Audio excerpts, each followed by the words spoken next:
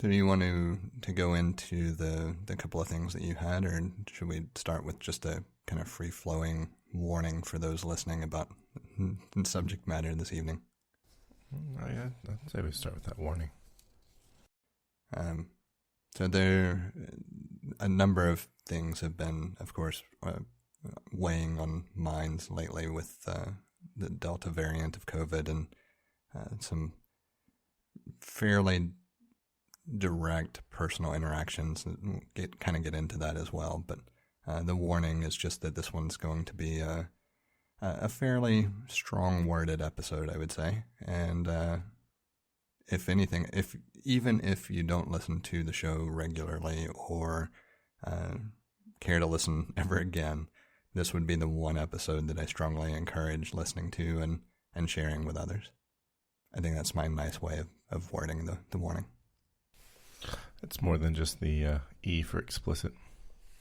Yeah, I mean, I'm not so rage-filled at the moment that I can't think of other words to try to convey the message. But yesterday I was really ready to lay into people.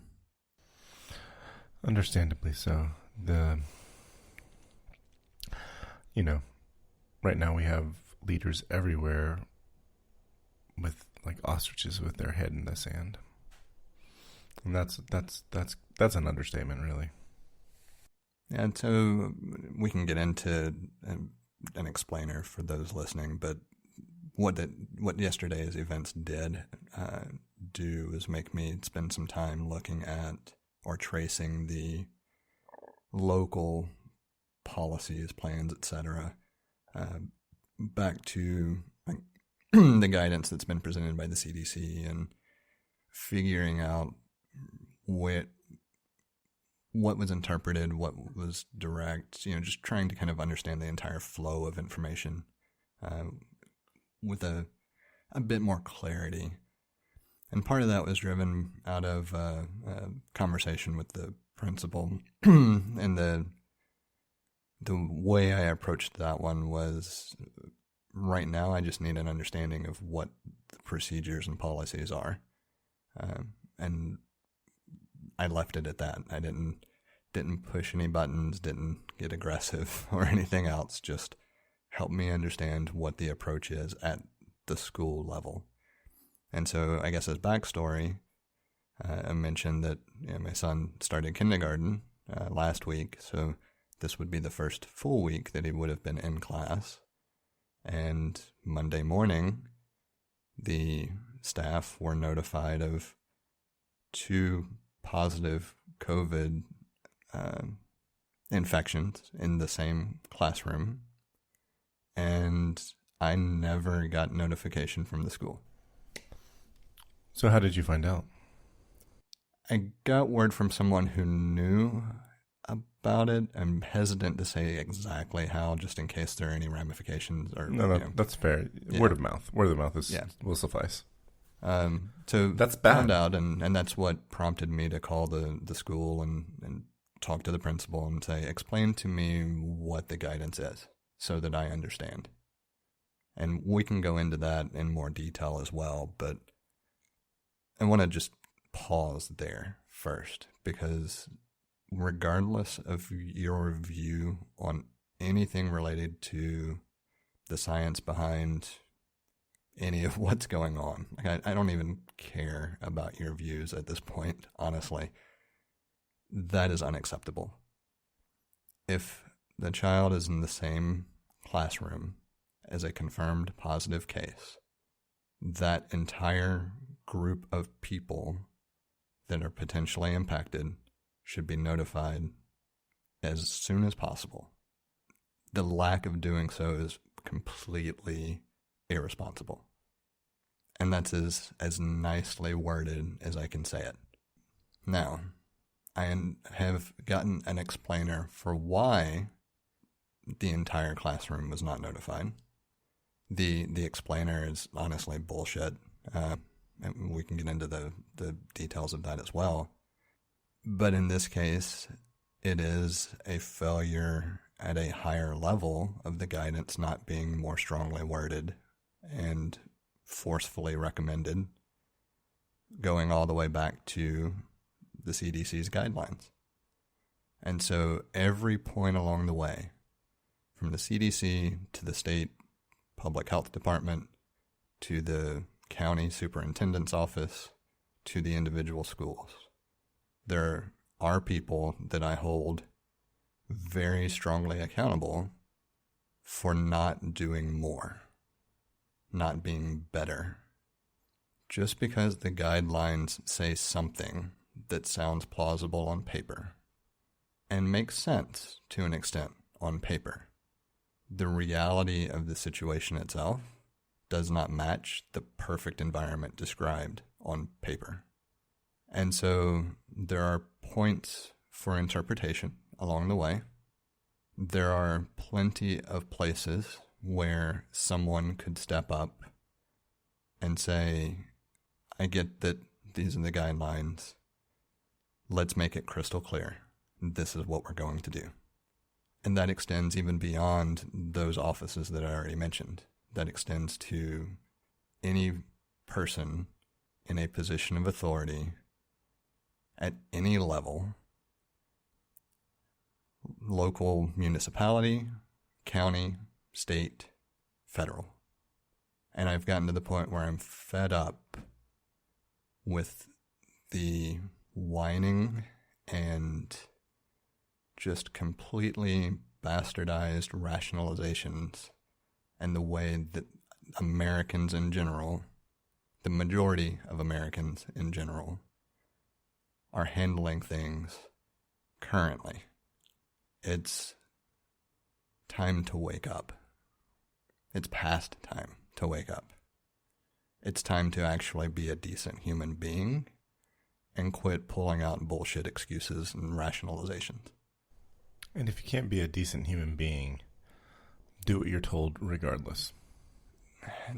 I agree, but that's where the problem lies. There's not a mandate, right? I mean, sure, there's guidance, and that's where it falls down. Guidance isn't something that's going to drive people to do what they're supposed to do. Being a decent human being should. That should be where the buck stops. That's a fair statement. At this point, we know that the majority of Americans, or at least half of Americans, are not decent human beings. I know. So if you're not going to be a decent human being, at least keep your ass at home. Yeah. I received a text message Saturday from somebody that in my life, and it was Saturday was the anniversary of my father's death, and I received a message from somebody I know who's not vaccinated, but he was letting me know that he was thinking about me, and it's sort of an infuriating message to get.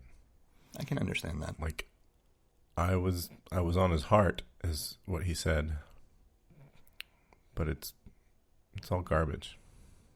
And so the reason we weren't notified, and this is part of why I call it BS across the board, but the reason we weren't notified is because there are exclusions listed in the CDC's guidance for notifying people of exposure or potential exposure, assuming that other precautions are in place. And that's the rub. Because yes, the school has air purifiers, and they are attempting to maintain distance between the children. They have, assigned seating. They sit in the same assigned seats when they go eat lunch. They're encouraged to wear masks, supposedly. More on that in a bit. And because of these other precautions, the exclusion states if the potential exposure is mitigated by those other things, then they can do more or less contact tracing instead of notification of all the relevant parties in the same confined space. But there are two major problems with that. One, not every kid in that classroom is wearing a mask constantly or appropriately, which is a big part of those exclusions. And I know for sure through visual proof that they're not maintaining distance all day. So you have no grounds, from my perspective, of exercising those exclusions on notification. That's the part that really got under my skin at first. But then that's when I went back further and realized that no, what got under my skin most is the fact that any confirmed case in that classroom, I should know. Yes. It doesn't matter whether other precautions are taken. That is a room that my child is in for an extended period of time, which means that it's almost guaranteed that there will be some level of exposure. Is it enough to create an infection? Maybe not. But that's not something that the school system should be the judge of. I'm not even sure where I would place anybody making that determination other than an infectious disease expert. But as a parent, I should absolutely know that there was a positive case, and I should be able to gauge what precautions and actions to take next. Yeah. On top of that, there was not one positive case. There were 2 positive cases reported in the same classroom. This doesn't even go into the rest of the school. We're still just talking about the classroom. Multiple kids were subsequently sent home for not feeling well, and I still didn't get a fucking notification from the school. That's beyond absurd. And so that's why I've completely lost patience with those who are arguing against the vaccine, arguing against basic precautions like mask wearing in indoor environments. If you're not going to be a decent human being, there's no room for you in my life at this point. I don't give a shit who you are. And that's more or less where I have settled on. That's my guiding focus from this point forward. Even when the pandemic is finally manageable from the standpoint of variants and whatever it looks like for boosters and everything else, like wherever we finally make it down the road, if you're not a decent human being now, there's no room for you in my life then either. Yeah. So that's my rant. That's my nice rant. I have at least had time to compose my thoughts a little bit instead of just railing against all of the absurd arguments that I've heard. But I do want to go into some of those as well. Because there's one that I had not heard until recently that blew my mind. Which is that? Apparently, there is some group of people who think encouraging children to wear masks is a level of abuse and inhumane treatment. Have you heard this? So I've heard something similar to that. But what is the basis of that? There is no basis. They I haven't seen it directly, but that 100% to me sounds like somebody pulling something out of their ass because they don't like masks. I mean, I have yet to see any negative ramifications anywhere of having a child wear a mask while they're at school or when they go with you to a grocery store or anything else. I've seen no negative ramifications for adults doing the same thing. Wherever that argument originated, that's somebody just trying to go further on a crusade against doing something socially responsible. Kids love to wear masks. They do it every year on the 31st of October to get candy. They wear them for a few hours. I mean, I've heard plenty of people talk about they've kind of liked wearing a mask. They can stick their tongue out at somebody and they never know. I knew somebody, a woman, she was telling me she works in a hospital, and she's like, oh, now I have, when when folks got vaccinated and the cases dropped and we stopped wearing masks inside, she was like, "Oh, now I have to do like a full face of makeup." And I thought that was amusing. I hadn't thought about that. She said during the pandemic, while wearing a mask, she just do eye makeup. I mean, there's some benefit. I mean, nobody wants to wear a mask, but you wear a mask so that you stop the spread of a virus. It's just that simple. Yeah, I mean, we've absolutely proven, even with the abysmal record of people in the country, but we've absolutely proven wearing masks helps slow the spread of disease in general. Look at how low rates of influenza and respiratory viruses were during the period where mask mandates were in place. Yeah, there was almost no flu season last year. I mean, I already could not rationalize or wrap my head around the arguments against masks in the first place, but I am so far beyond caring about those arguments anymore that it doesn't matter. Like, if people had just been decent people, we would not have the experience we have now. We could have absolutely been at a point, if people just continued to be cautious as far as wearing a mask inside buildings and pursued the vaccine. That's it. 2 things. Mm-hmm. Neither of those things have removed any privilege or right or caused any damage. Nothing discriminatory about it? I mean, there is no one who can make a solid argument against those things as far as I'm concerned anymore. Right. You know, typically the people that cannot wear masks already have a mask on for delivering oxygen. So So I do want to emphasize that I'm not saying everyone rush out and get first shot available. I think you should, but I do think if you are concerned in any way because of your medical history or current situation, you should talk to your physician about it and make sure they say, yes, I recommend it. Right. It's a conversation. It's one conversation with your physician. And so the only people who should not be vaccinated are the people who have received that direction from their physician, specifically for a valid reason, or the people who are not eligible. That's it.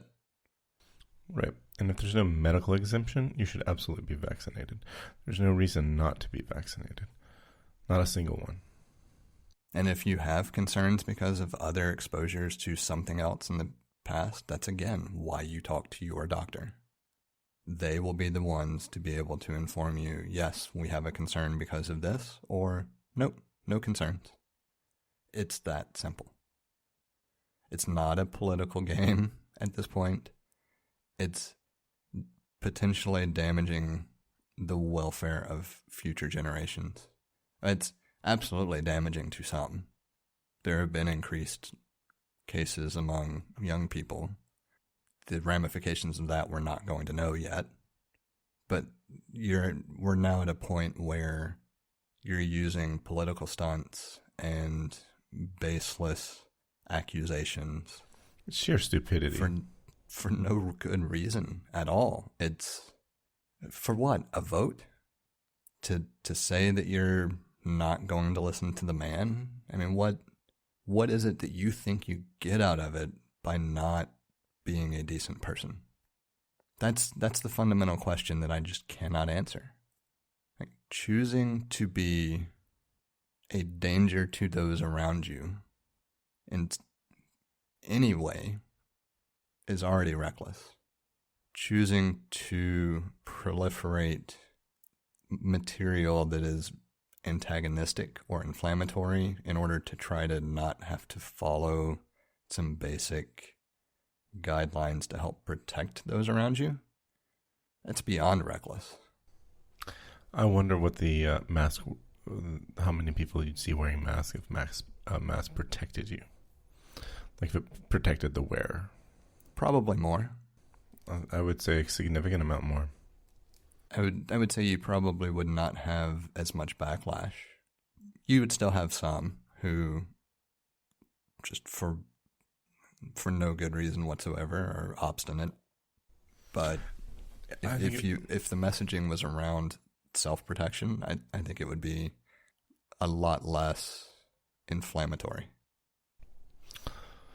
Yeah. Has One anyone hell of a downer on the episode already.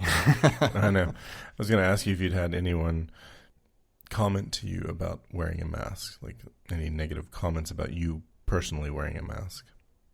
No. I've had one or two people that I think maybe had a second glance. That kind of, like, you get the feeling that they glanced and they looked again. That just kind of off the cuff thing.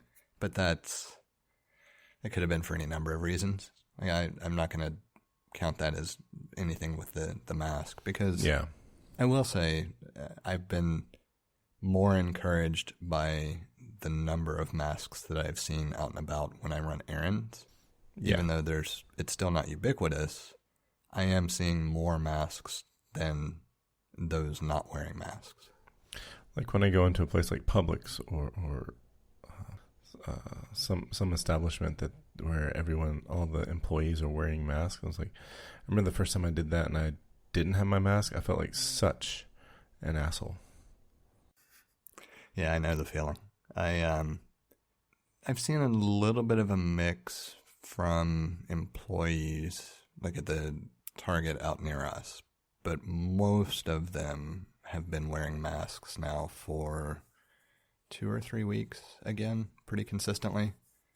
Publix, I had to go pick up the antibiotics for the ear infection. I didn't see anybody that was a Publix employee that was not wearing a mask. I only saw, I don't know, half a dozen to a dozen individual shoppers that were not wearing masks, and they were slammed. I mean, it was a really busy time to swing by. Yeah, I've noticed like all the employees at my local Publix wearing masks, and most of the patrons wearing masks. I remember one time I was just pop in real quick and I didn't have my mask with me, and I was like, oh, I feel awful. I felt really rude. Like I felt very rude about walking in there without a mask, and so I've since dug up my my long-term mask, and it's good to go. I actually ordered a new one. I mean, I've got a couple anyway that are comfortable, but Under Armour revamped one of theirs that I wanted to see how it compared for the potential for engaging in physical activity while having to wear a mask. Because the ones I do have are not well suited for it. They're great for general comfort or having to wear for an extended period of time. But having to engage in physical activity with them, they don't fit in a way that keeps them comfortable, when you're trying to suck in air. Yeah. So I did order one from Under Armour to try from that perspective. I don't have a use case for it at the moment, but I wanted to make sure I had one if the use case arose. I've been using one from a company called Halo Life, and they were seeking to get the filter that it comes with.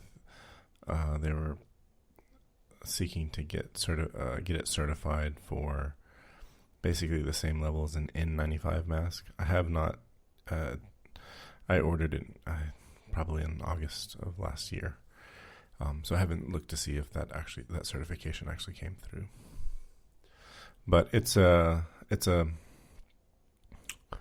don't want to say stylish, but I like the shape that it has. It actually kind of reminds me of the face mask that Scorpion or Sub-Zero have in Mortal Kombat, except for it's all black. And I thought, this is like a good opportunity to put some colors in front of this and kind of like look like some of the Mortal Kombat characters. Yeah, it's something that I've been surprised hasn't really been an explosion of themed masks in that way, like very specifically looking like video game characters. Yeah, I looked for one last year for a mask that looked like the face hugger from Alien, and those masks do exist, but they're just for costume. It's not for protection. I think there's a Predator one, perhaps. I can't remember, but I've also seen some masks that have like a mesh screen rather than cloth. And I haven't looked to see it. I haven't confirmed this, but I've heard it's actually supposed to be they're actually highly protective, and as far as like keeping whatever it is that's on you in you from spreading, not to protect you from the things outside. But I've been curious about it to know about how well you can breathe in it. I've seen a couple of those.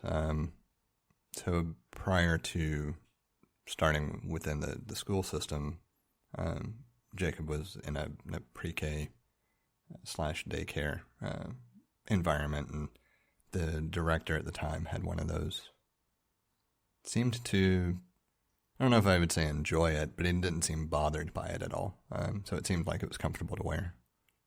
Yeah, mine's fairly comfortable. I misplaced it both of the times that I took trips this summer. I didn't have it with me, and I wore just the standard blue surgical mask. And after about 4 hours, like, it was uncomfortable on my ears. So, and that's typically what I've been using at the climbing gym now. It's just like the blue surgical mask. Yeah, I've got a couple from it's Aviator Jeans. They make travel attire, but they also, I don't know, a few months in, started making some masks as well. And so I've got a couple of different sets from them. One is just cloth, that was their first offering early on. The other, you can actually put a filter in between the way it's made. It's got like a pocket that you can slide a filter in.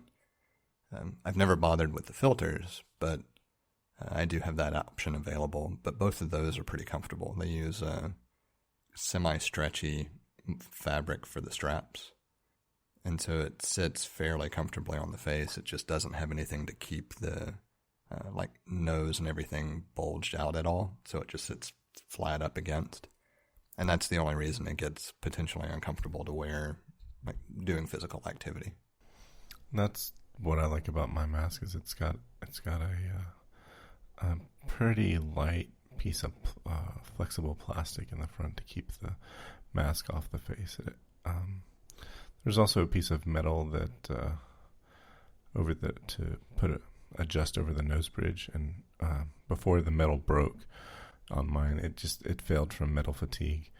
It was really good about preventing glasses from fogging. And one thing I do need to look at, that second aviator mask that I was talking about that has the pocket for the filter, they did ship them with little metal inserts that you could put in place.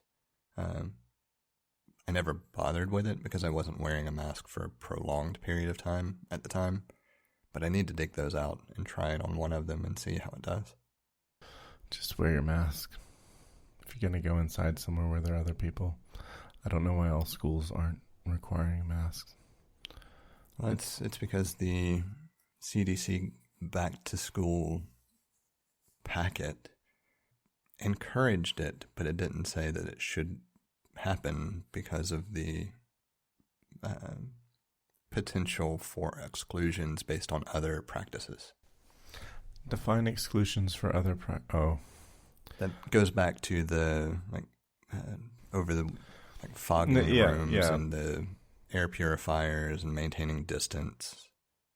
But it was all based on the lower transmission rates of the previous variants among children. So they did update the guidance on August the 4th/5th. I don't know for sure when the guidance was published because the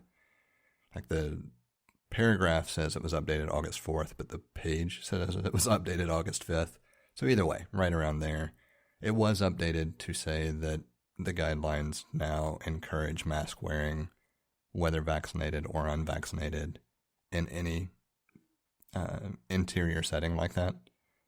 But the back to school plan, the book or whatever publication that they linked to that was disseminated out for school systems to follow predates that.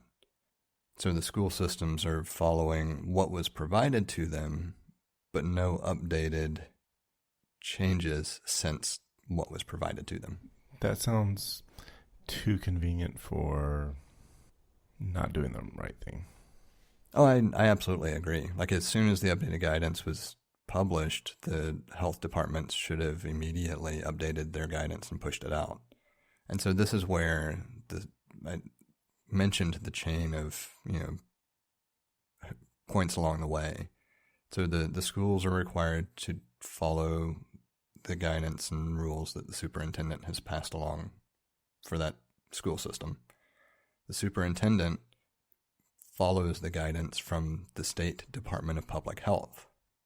The State Department of Public Health supposedly follows the guidance from the CDC. Well, I haven't dug far enough in on the most recent update. The CDC has definitely updated their guidance. I haven't seen where the State Department of Public Health has updated their guidance. I see. And so, one, if they haven't, this is a horrible failure in timely response to updated guidance from the one body they should really be paying attention to in the first place. But two, I don't care about the pressures of political opponents in this climate. As soon as the CDC issued its updated guidance, the Department of Public Health should have also done so, or at least within a day.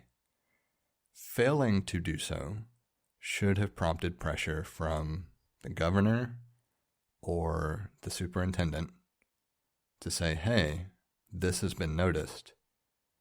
This needs to get updated. And failing that, the governor should just step up and issue a mask mandate, just blanketly for the state. Yes. Let's get back to it. I don't care if you lose your job. At this point, it's better to do the right thing and be a decent person, and to hell with the consequences later on. Right. From a political perspective.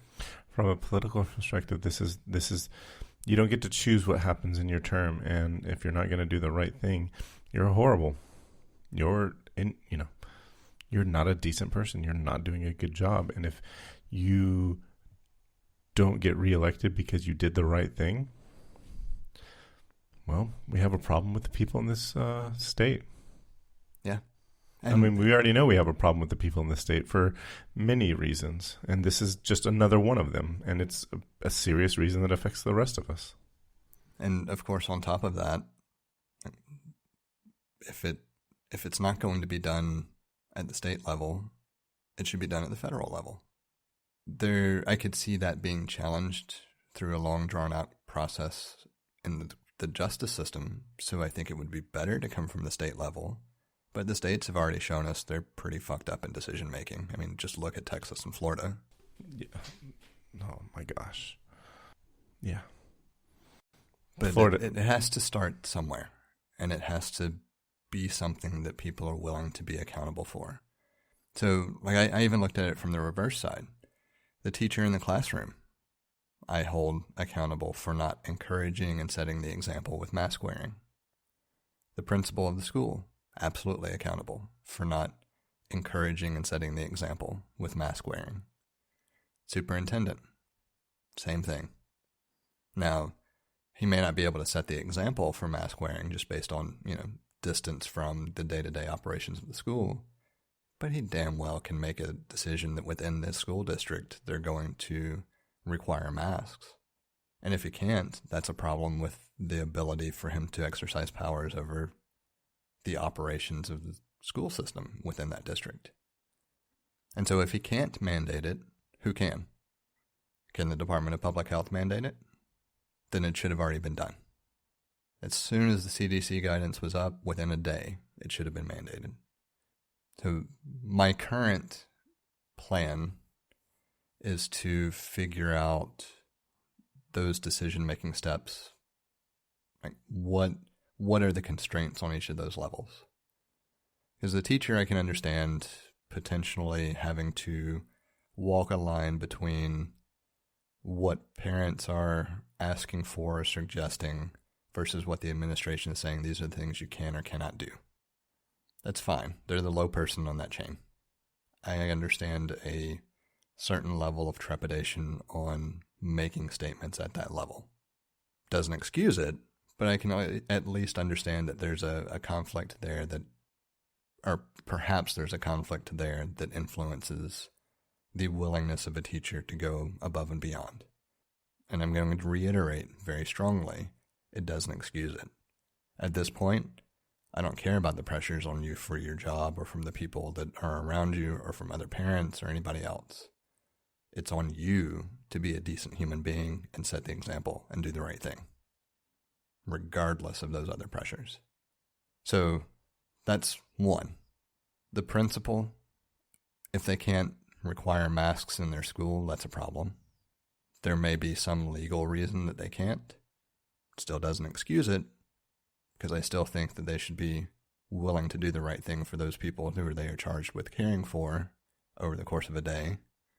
But it's at least understandable at that more or less bottom level that there are some outside forces that maybe I don't know that control what they can and can't do.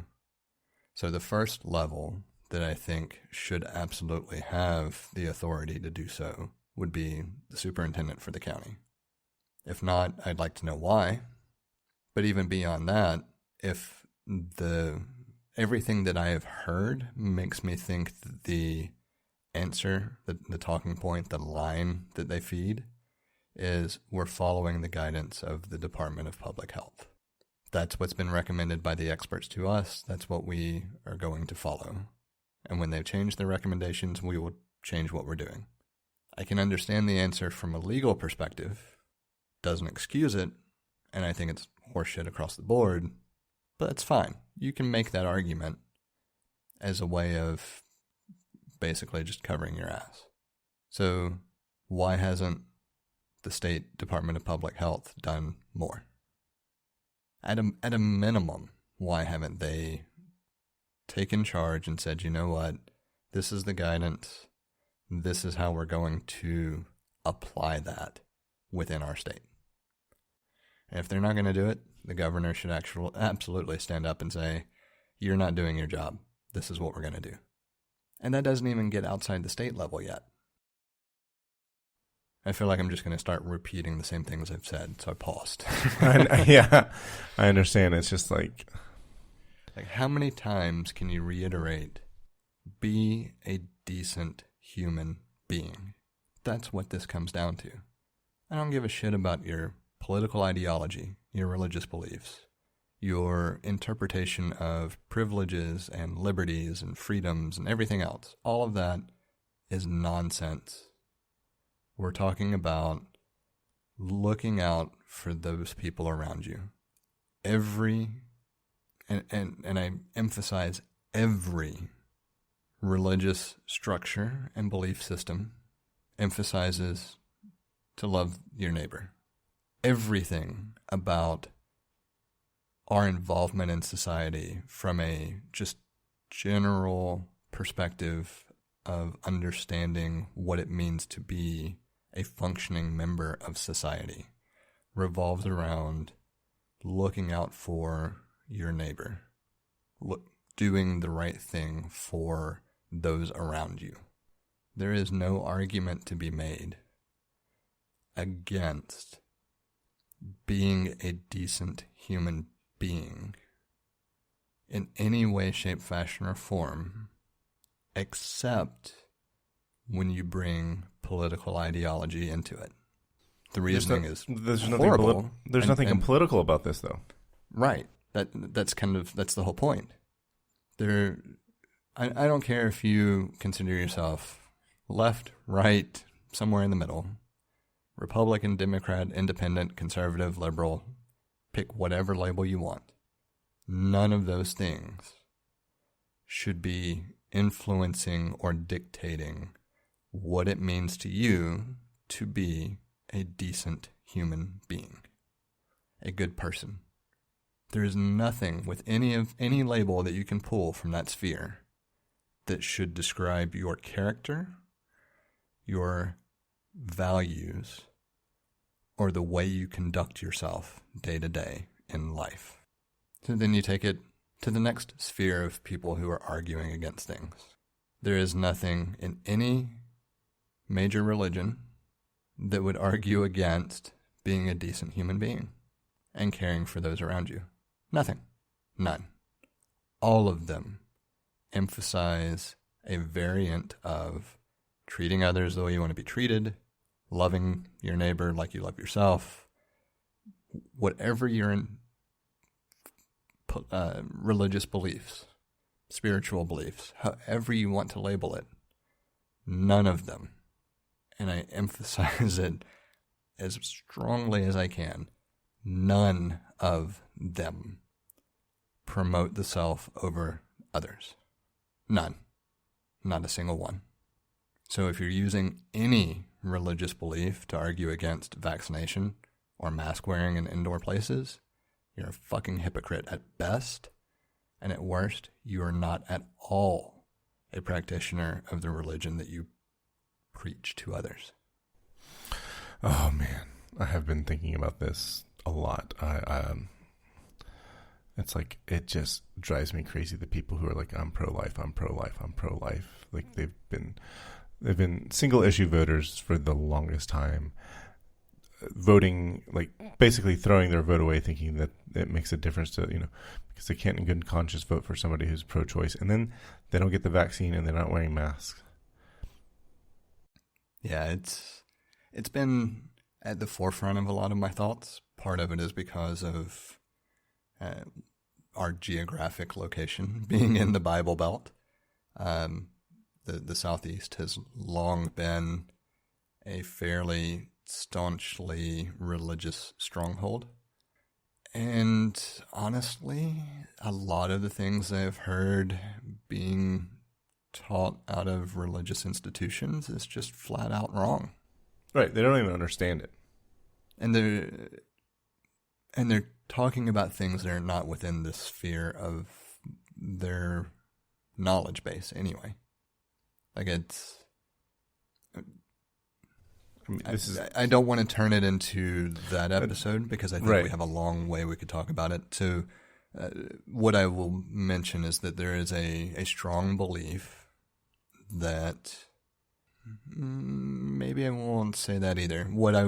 I think what I would pivot to instead is that there are a number of people who have expressed strong, supposedly religious convictions against the science of the way COVID spreads and what the vaccines do, or related to faith in their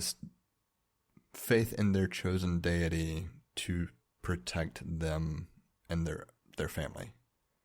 I think that's a fair way to summarize it in a way that's not really driving on that topic yet. And it's BS. So, yeah, it is. And I want to put a pause right here in case you want to cut this out. I see a lot of people, they have family members that get sick. And so they ask for prayers. And they ask for God to heal that family member. And I'm like looking at this. I'm like, I don't think that's the right prayer. If my exposure to Christianity was such that God was omnipotent, omnipresent, omniscient. So that sort of being would have, when somebody gets sick, it's no surprise to that sort of being.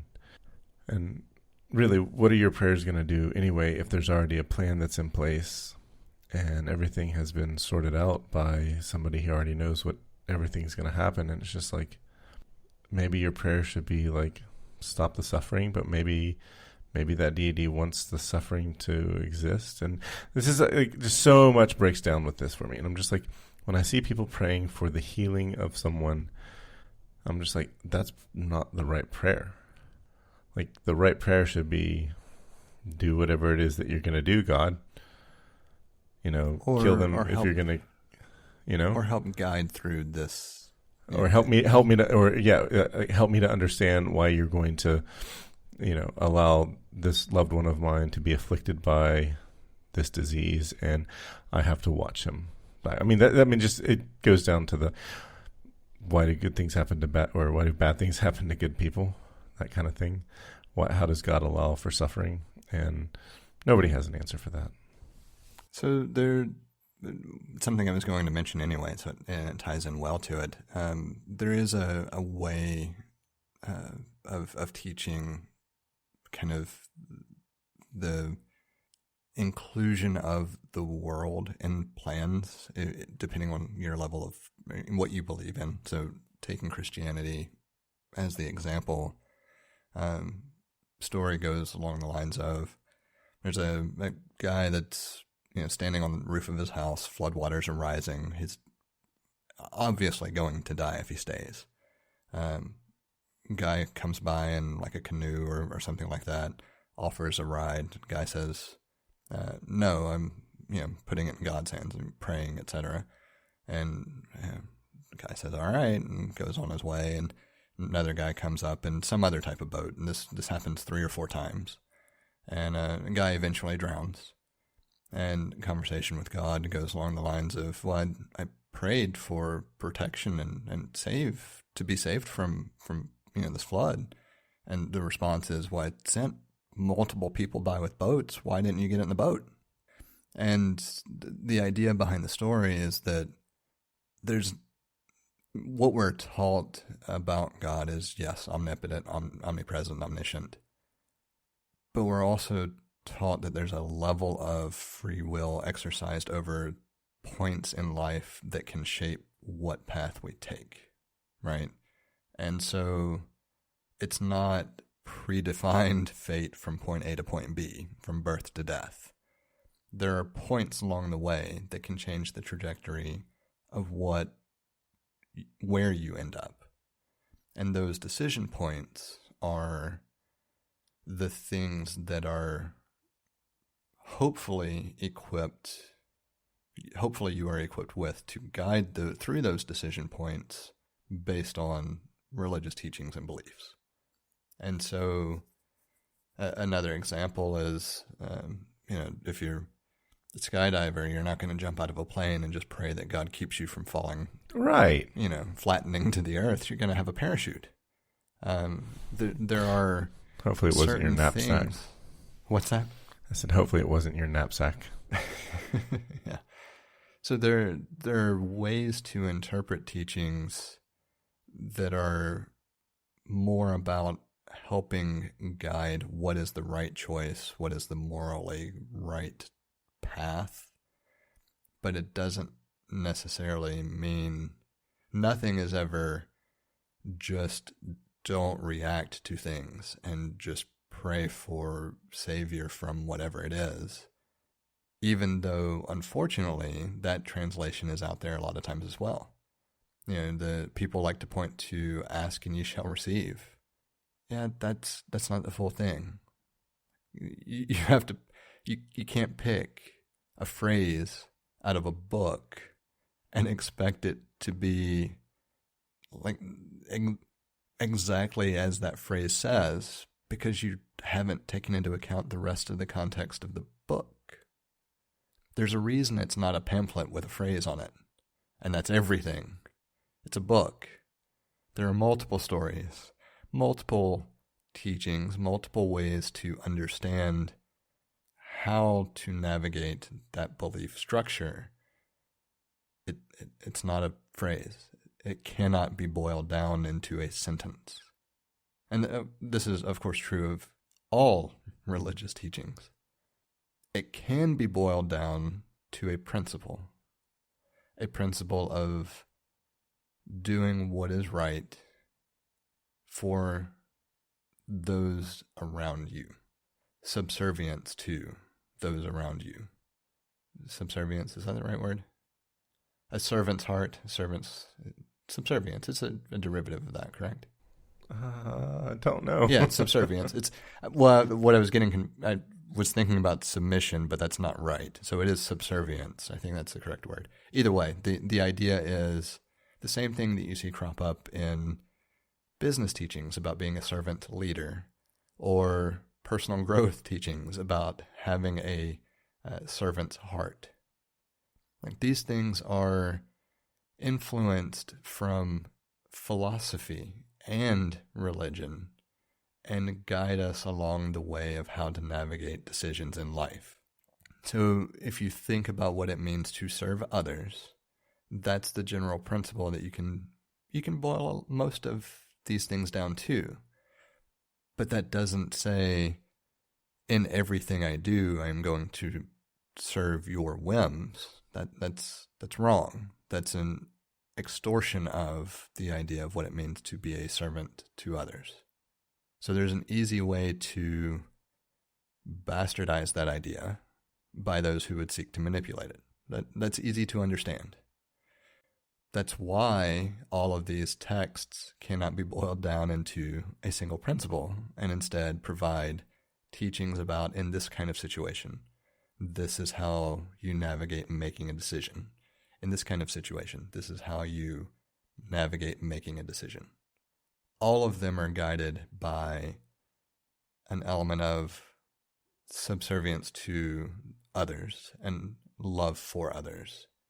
But that doesn't mean that you just do what other people want you to do. There is a difference between the two. And obviously, for someone who is interested in those differences, seek out your personal religious leader or group. But anything that is ever taught that goes against that basic idea is an attempt to manipulate you. Plain and simple. We have a number of different ways set up for you to get in touch with us to provide feedback, ask questions, or just comment in about something we've discussed. You can hit us up on Twitter or Instagram at untitled_hosts, or shoot an email over to untitled.hosts@gmail.com. Or get in touch directly with Jesse at jthart.com, or get in touch with me, John, via telepathy. If you would like to support our work or are interested in listening to our new after show feed, head over to patreon.com/theUntitledPodcast and take a look at the options we have set up. Thank you for listening. We hope you've enjoyed the show. And we hope to connect with more of you as we continue this journey. That's a wrap.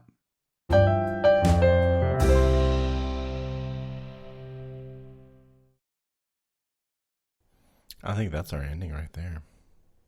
Possibly. I'm really tempted to still go back to another rant. I'm just so pissed at the lack of people willing to stand up and do the right thing. No backbones. No backbones in our society. And I'm not even asking for much at this point. Set the example by wearing a mask. Kids are going to look to the people, the adults that spend significant amounts of time with them in their life to be a model for what they should be doing. You can't recommend wearing a mask and then not wear one yourself. You can't expect kids to listen to the urgings of their parents when their parents aren't there to watch over them when you're exhibiting some level of behavior that goes against what the parents are urging. We sent Jacob to school wearing a mask every day. We talk about it. Hey, we really need to be keeping the mask on and wearing it every time we can. You're certainly going to take it off to eat, but remember to put it on. We're not there to help remind you. The first day, he did great. Something that first day has prompted the mask not being on by the time he gets picked up. I'm pretty sure I know what it is. And that just really irritates me. This part will probably be after show. I'll probably cut it where you said that sounded like the ending. Because I don't want to end on that. Yeah. What do you think it is that's why he's coming home without the mask? So when we went to meet the teacher was not wearing a mask. Some of the other teachers were. His teacher was not. And I'm pretty sure at some point the statement was made that the masks are not required. The statement might have been made in good faith, but as an educator of 5, 6-year-old kids, you should know that that's not how it's going to be interpreted and taken. And if you don't know, I question the validity of you being an educator. Yeah. Especially one that supposedly has plenty of experience under their belt. I cycle between anger and apathy. Well, it's like we were talking about post getting a negative test result, but at the same time, like exposure could have been as recent as yesterday, right? Mm-hmm. I don't feel like a good person following the guidelines and sending him to school tomorrow. Yeah, so I looked at my kids' school guidelines, and slightly different situation because they're requiring masks from all students, teachers, staff, etc. And they have a guideline: if a student is exposed to COVID but has no symptoms, they are not required to quarantine. That doesn't feel right. Right. That's the same thing I'm struggling with. I get it, but the difference here is that because everyone in that school is required to wear a mask, I'm a little bit like, at least they're wearing masks, like that's my fallback. It's like, I'm like, at least they're wearing masks. Well, it's like in our discussion, we were talking about the fact that like, the classroom has its own bathrooms. The only time they leave the classroom is to go outside for PE, to the lunchroom for lunch, and some of the older classes are actually eating lunch in the classrooms, not in the lunchroom, so that they allow for spacing in the lunchroom. So like there's enough level of distancing in general when there's potential exposure to other classes that realistically 99% of his day he's just around the same group of kids in the same classroom. And so talking about it, it's like, well, everybody in that classroom has now had the same level of exposure. There's not going to be anything that changes that other than maybe additional exposure depending on, who eventually does test positive. Like what are we doing something that puts more people at risk, or are we doing something that just keeps the same group of people at risk? And I don't know. It still doesn't sit well with me, but at the same time, I can understand the argument because it's the same general argument for daycare and pre-K, and they handled it just fine, and they didn't require masks. But I do think they did a better job of keeping the kids apart, or some level of distance between them, except when they were outside. But I know more about what they did in pre-K than I know about what they do in the classroom in kindergarten. And so I feel like they're probably fairly similar. It's just that I don't have the same level of visibility into the kindergarten classroom as I did pre-K. Yeah, and not knowing is sometimes worse. Well, as far as like how you think about it can be worse than knowing. Well, and like the handful of snapshots I get over the course of, a week might show or might depict that they're engaged in some activity where they're in close proximity. For all I know, it's just close proximity to take a picture and then they're back to their seats. Right. The problem is that I know that at least some period of time they're in close proximity, and I don't know what that period of time is. And that's what makes it feel not necessarily good, because they may very well be in close proximity for 15 minutes, which is the guideline, but it may also be 3. And if it is 3, then technically, yeah, they are following the guidelines based on everything else. So It's part of why I didn't want to just rail against anybody. I wanted to just understand what the guidance was first. Yeah. It just feels bad. It doesn't feel like it's enough. One of the things about guidelines is that they're not supposed to be flirted with. That's the thing. It's like, oh, we're safe if we do it, and the thinking of like, oh, we're safe if we do things within the guidelines. No, it's just that there's probably not a cause for concern if you're following the guidelines. That doesn't mean it's safe at all. You can have an interaction that doesn't last, but a moment, and that could be just enough.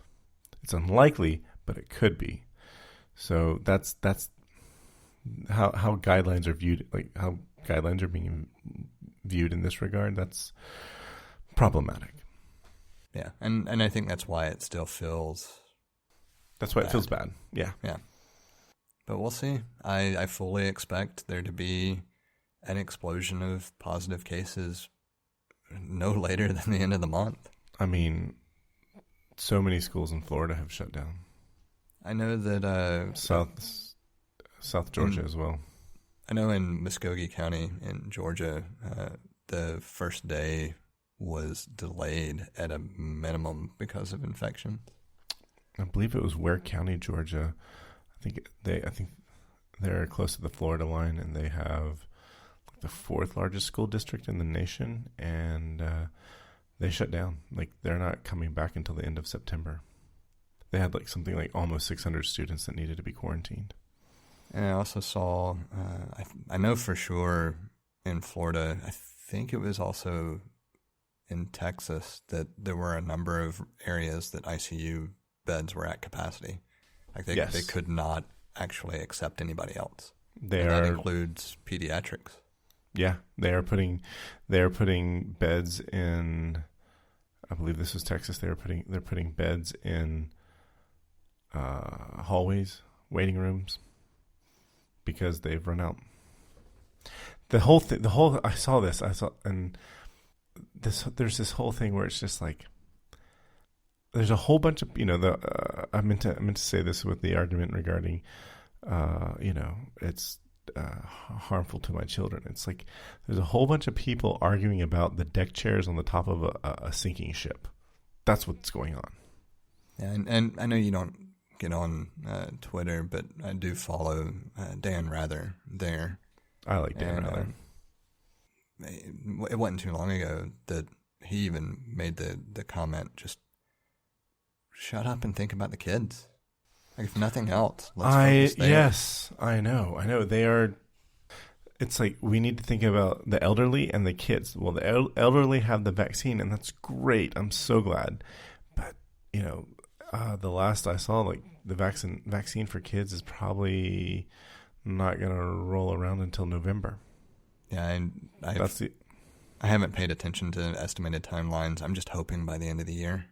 Yeah, the FDA asked for more trials, more. I'll see if I can find the article that I read. It laid it out pretty well. And I did see that it's most likely that we'll see a plan for booster shots for Moderna and Pfizer vaccines in the coming week, targeting roughly 8 months after the second dose. Yeah, I saw that. I need to actually need to talk to my GI doctor to see if I qualify for in the immunocompromised group. Yeah, I don't at this point have any other conditions that would qualify me for it. But I've been trying to pay attention so that I know when to start stalking scheduling, because I expect it to be just as painful as the first go around. But I'm hoping that by now that's not as problematic. I remember reading there's a fairly significant stockpile in place right now. Something like 100 million doses, I think. Yeah, and I know we're throwing away far more doses than we should be. Or, well, let me rephrase the statement. We're throwing away doses because they have to be thrown away, but then we should be part is because people aren't going and getting them. Right. It feels dire. Well, it feels like we're just basically starting back over at square one. Well, we have the vaccine for, 12 and older. I mean, that doesn't help, you or me in the case of our children, but we're pretty close. But what's not going to change is the people. For certain people, there's no coming back from this. Well, it's like part of me struggled with the idea of even recording an episode focused on this, because nothing I say or nothing you say is going to change the minds of those people that we really need to change the minds of. That's problematic in and of itself.